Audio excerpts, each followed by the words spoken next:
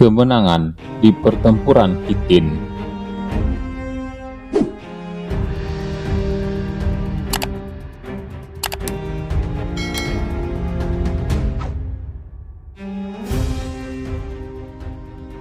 Baitul Maqdis ibarat permata yang jadi simbol umat Islam berabad-abad lamanya. Permata itu harganya mahal, karena setiap jengkal tanahnya diperjuangkan oleh orang-orang soleh dan kesatria tangguh.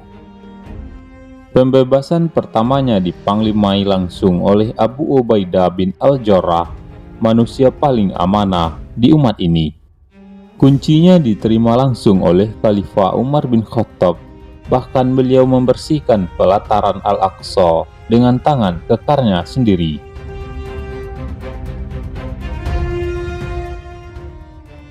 Sejak dibebaskan oleh generasi sahabat di era kekhalifahan Umar tahun 637, Baitul Maqdis bertahan dalam genggaman umat Islam selama 400 tahun. Hingga pada akhirnya musim kemarau bencana tiba, senyuman Masjid Al-Aqsa berganti jeritan. Tahun 1099, belasan ribu pasukan salib dipimpin oleh bangsawan Prancis menjarah Baitul Maqdis, menyembelih 70.000 penduduknya dan merampas kehormatan kotanya. Tahun tersebut dunia Islam terkejut. Kabar kejatuhan ini menyeruak kemana-mana. Namun mengenaskannya, seruan jihad untuk merebut kembali Baitul Maqdis tak berdengung gagah. Para pemimpin muslim sibuk dengan keadaan negerinya masing-masing. Rakyatnya pun demikian, tak ada suara.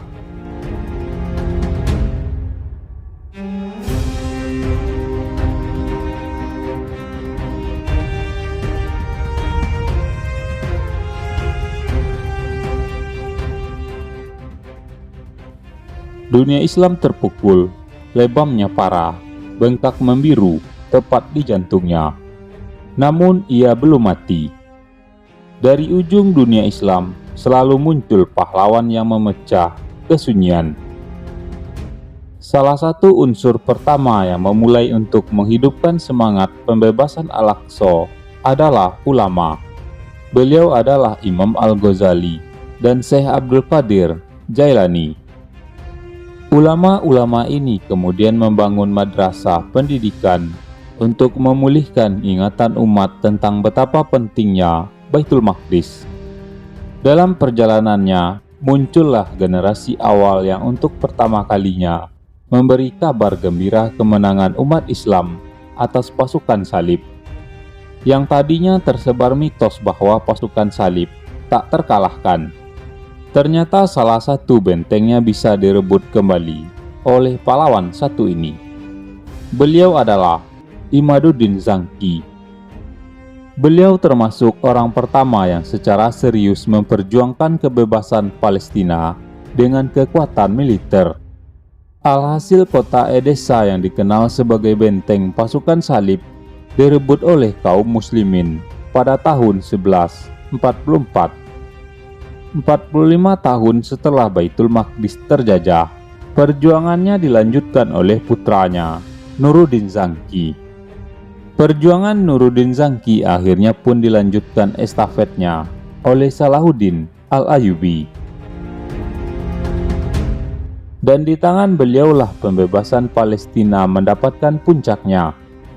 Penantian selama 88 tahun umat Islam diwujudkan oleh lintas generasi dan disempurnakan oleh kemenangan Salahuddin di peristiwa penting ini, Perang Hittin. Perang ini terjadi pada 4 Juli 1187 antara 13.000 mujahid dari Mesir dan Syam menghadapi 60.000 pasukan salib yang bercokol di Palestina. Perang ini menjadi penting karena efek langsung dari pertempuran itu. Umat Islam sekali lagi menjadi kekuatan dominan di Palestina, membebaskan kembali Yerusalem dan banyak kota yang dikuasai tentara salib lainnya. Perang penting ini meletus karena ulah pasukan salib. Pada tahun 1187, pejabat penting pasukan salib mencegat sekaligus membantai kafilah haji kaum muslimin yang akan berangkat ke Mekah. Padahal ada perjanjian antara pasukan salib dengan Salahuddin sebelumnya. Hal ini membuat kaum muslimin marah besar, namun ternyata sekaligus menjadi momentum untuk memukul telak musuh.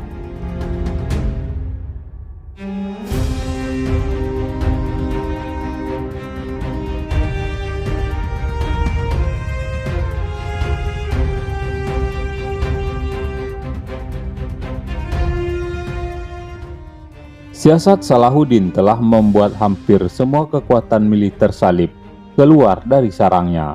Namun mereka digiring oleh Salahuddin menuju ke tempat di mana mereka akan terjepit dan mudah dikuasai. Penggiringan itu benar-benar mengecoh dan memberatkan musuh karena mereka kehabisan suplai makanan dan minuman. Ditambah saat itu sedang puncaknya musim panas. Pada tanggal 3 Juli, pasukan salib mulai bergerak ke tanah Tiberias, di mana mereka mendapat kabar bahwa Salahuddin akan menyerang wilayah itu. Mereka melewati mata air Turan, yang sama sekali tidak cukup untuk menyediakan air bagi pasukan. Pada tengah hari, seorang panglima salib memutuskan bahwa pasukan tidak akan mencapai Tiberias pada malam hari. Dan Raja pasukan salib sepakat untuk mengubah arah pasukan untuk membelok ke kiri ke arah mata Hittin, hanya 6 mil untuk memperoleh suplai air. Ternyata itu yang memang diinginkan Salahuddin. Di Hittin 13.000 mujahid sudah siaga menunggu. Kaum muslimin memposisikan diri mereka di antara tentara salib dan mata air, sehingga musuh terpaksa berkemah semalam di dataran tinggi yang gersang dekat desa Meskenah. Kaum muslimin mengelilingi kamp musuh dengan sangat ketat, sehingga seekor kucing tidak mungkin bisa melarikan diri.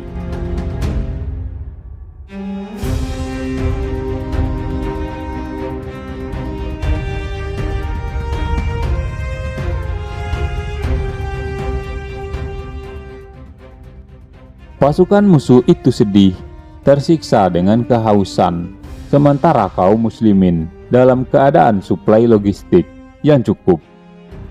Sepanjang malam itu, para mujahid semakin menurunkan moral musuh dengan berdoa, bertakbir, dan memukul genderang. Mereka membakar rumput kering, membuat tenggorokan tentara salib semakin kering. Tentara salib sekarang haus dan kelelahan, sementara kaum muslimin sebaliknya memiliki karavan unta yang membawa suplai air dari danau Tiberias. Pagi hari pada 4 Juli 1187, pertempuran meletus. Pasukan musuh dibutakan oleh asap dari api yang dihembuskan oleh pasukan Salahuddin. Karena kehausan, tentara salib menghancurkan kemah dan buru-buru menuju mata air Hattin. Tetapi serangan mereka yang serampangan dihantam balik oleh pasukan muslimin. Dan ternyata moral musuh semakin ciut karena salah satu pemimpin mereka malah kabur. Pertempuran selesai dengan kekalahan telak musuh.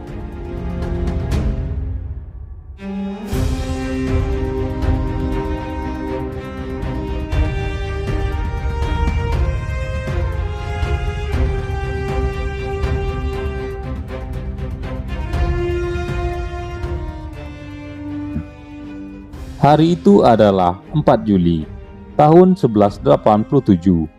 Kemenangan kaum muslimin di Hattin merupakan anugerah dari Allah yang luar biasa. Sebab semenjak peristiwa itu, kota-kota Palestina yang dicengkram pasukan salib kehilangan tentaranya, yang banyak mati di perang Hittin. Selama 4 bulan lamanya, Salahuddin dan pasukannya berkeliling dari satu kota ke kota lainnya untuk dibebaskan. Barulah kemudian pada 2 Oktober 1187, Salahuddin membebaskan Baitul Maqdis setelah 88 tahun penantian panjang.